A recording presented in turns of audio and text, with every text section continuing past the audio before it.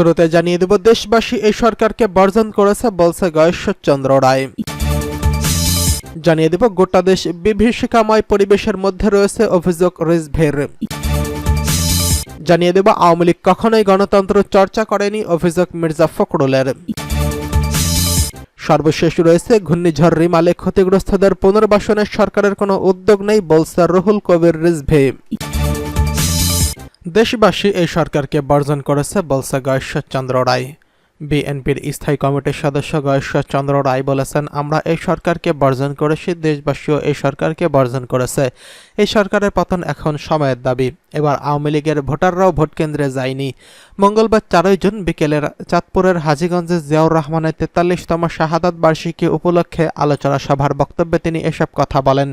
গয়েশ্বরচন্দ্র রায় বলেন, জিয়া এই দেশের সন্তান ছিলেন, তারেক জিয়া এদেশের সন্তান।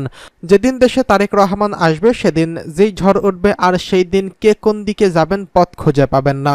তিনি বলেন, দেশে একজন সাবেক পুলিশ প্রধান বেনজির কত টাকা বেতন পান তিনি, কিন্তু তার হাজার হাজার কোটি টাকা কোথা থেকে আসে, এই টাকার উৎস কি, কোথায় কিভাবে আসে, এসব কি সরকার জানে না? জনগণকে আর ধোঁকা দেওয়া যাবে না। জনগণের মনে যে আগুন জ্বলছে তা নেভাতে পারবেন না, তাই দ্রুত সরে যান। এ সময় উপস্থিত ছিলেন বিএনপির জাতীয় নির্বাহী কমিটির সাংগঠনিক সম্পাদক অধ্যক্ষ মোহাম্মদ সেলিম ভুইয়া, জাতীয় নির্বাহী কমিটির সদস্য এস.এম. কামাল উদ্দিন চৌধুরী, কাজী রফিক, কুমিল্লা মহানগর বিএনপি যুগ্ম আহ্বায়ক রাজিউর রহমান রাজীব, বিএনপি জাতীয় নির্বাহী কমিটির সদস্য মোস্তফা খান সফরি, চাঁদপুর জেলা বিএনপির সাবেক সভাপতি ইঞ্জিনিয়ার মোহাম্মদ মুমিনুল হক। গোটা দেশ আজ বিভীষিকাময় পরিবেশের মধ্যে আছে, অভিযোগ রিজভীর। বিএনপি সিনিয়র যুগ্ম মহাসচিব অ্যাডভোকেট রুহুল কবির রিজভী বলেছেন, গোটা দেশ এখন বিভীষিকাময় পরিবেশের মধ্যে পড়েছে। আমরা এই প্রতিকূল পরিবেশের মধ্য দিয়ে এই দেশে বসবাস করছি। গরিব মানুষ তাদের ফসলি জমির বিক্রি করে সন্তানকে বিদেশে পাঠাচ্ছেন ভালোভাবে বসবাস করার আশায়, বিদেশ থেকে রেমিটেন্স পাওয়ার আশায়। তিনি বলেন, দেশের 17 থেকে 18 হাজার শ্রমিক যেতে পারেনি। তারা মালয়েশিয়ার যাওয়ার উদ্দেশ্যে তাদের বাড়ি জমি বিক্রি করে যেতে না পেরে কেউ ভৈরব রেল লাইনের রেল সেতুতে আত্মহত্যা করেছেন, কেউ কেউ কাঁদতে কাঁদতে বাড়ি ফিরেছেন।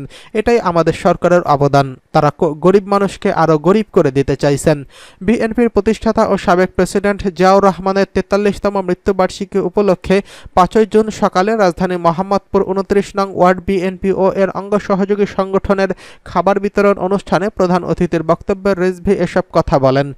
বিএনপির নেতা বলেন, আজকে সারা দেশের মানুষ মনে করে প্রধানমন্ত্রী সহ সরকারের মন্ত্রীরা যেই কথা বলেন তার 4 পয়সার দাম নেই, কারণ তারা একটা সত্যি কথাও বলেন না। প্রতিদিন জিনিসপত্রের দাম বেড়েছে। আলুর দাম 1 মাস আগে ছিল 30 টাকা, এখন 55 থেকে 60 টাকা হয়েছে। এক হালি ডিমের দাম 55 টাকা। পাড়া মহল্লার মধ্যে 60 টাকায় বিক্রি হচ্ছে। 1 ডজন ডিমের দাম 160 টাকা। সরকার যদি জনগণের ভোটে নির্বাচিত না হয় তাহলে সেই সরকার জনগণের স্বার্থ চিন্তা করে না। তারা চিন্তা করে কিভাবে তারা টাকা পাচার করবে, কিভাবে তারা জনগণের টাকা লুট করবে। রিজভী বলেন, আজকে ভিন্ন মত দমন করা হচ্ছে।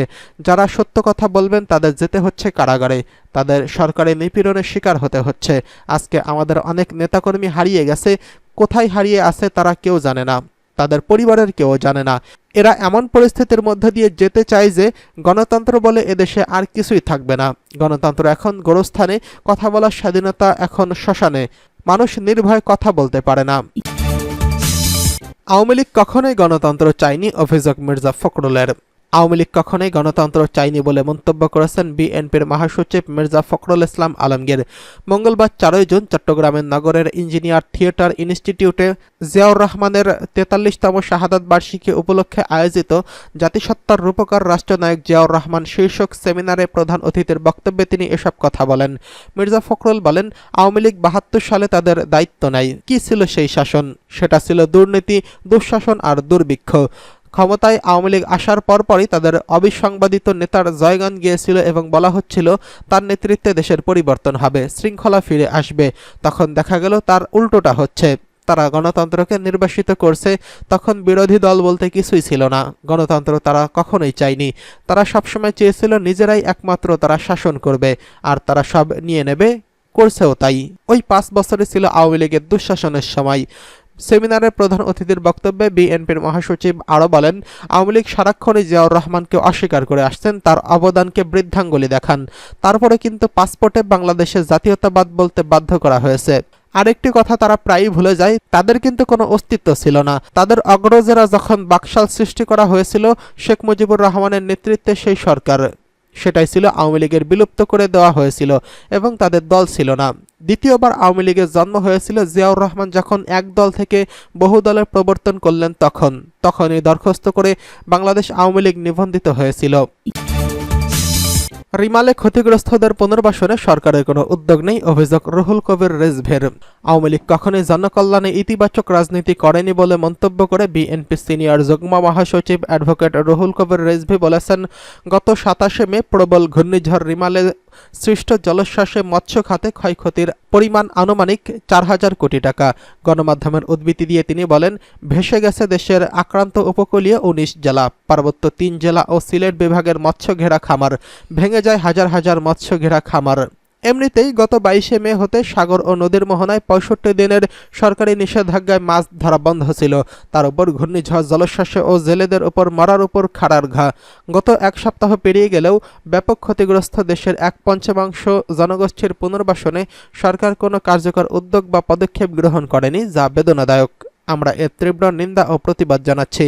মঙ্গলবার ৪ জুন বিকেলে এক সংবাদ সম্মেলনে রিজভী বলেন, নয়াপল্টনে বিএনপির কেন্দ্রীয় কার্যালয়ে অনুষ্ঠিত সংবাদ সম্মেলনে উপস্থিত ছিলেন বিএনপি চেয়ারপারসনের উপদেষ্টা অধ্যাপক ড সিরাজুল ইসলাম, বিএনপি স্বেচ্ছা বিষয়ক সম্পাদক মীর শরাফত আলী সোপো, সাংগঠনিক সম্পাদক সেলিমুজ্জামান সেলিম, নির্বাহী কমিটির সদস্য তারিকুল ইসলাম তেনজিং প্রমুখ। রিজভী বলেন, প্রলয়ঙ্কারী ঘূর্ণিঝড় রিমালের আঘাতে ভেঙে গেছে ঘের, পুকুরের পার, মৎস্য খামার। এতে হাজার হাজার কোটি টাকার মাছ ভেসে গেছে। মৎস্য খামারিদের ভাগ্যে নেমে এসেছে মহাবিপর্যয়। তাদের বর্তমান অবস্থা অবর্ণনীয় ও দুর্বিষহ।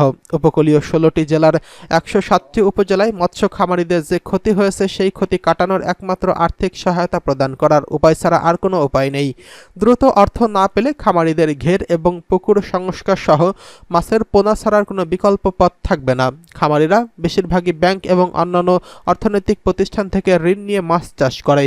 এই অবস্থায় ১৯টি জেলায় ক্ষতিগ্রস্ত মৎস্য চাষিদের ক্ষতি কাটিয়ে ওঠার লক্ষ্যে জরুরি ভিত্তিতে সরেজমিনে পরিদর্শনের মাধ্যমে প্রয়োজনীয় পদক্ষেপ গ্রহণ করার জন্য জাতীয়তাবাদী মৎস্যজীবী দল কেন্দ্রীয় কমিটির পক্ষ থেকে আহ্বান জানাচ্ছে।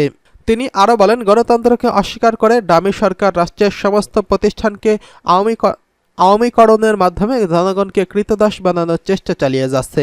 আওয়ামী ফ্যাসিজমের ছায়া উপছায়া দেশে বিস্তার লাভ করছে।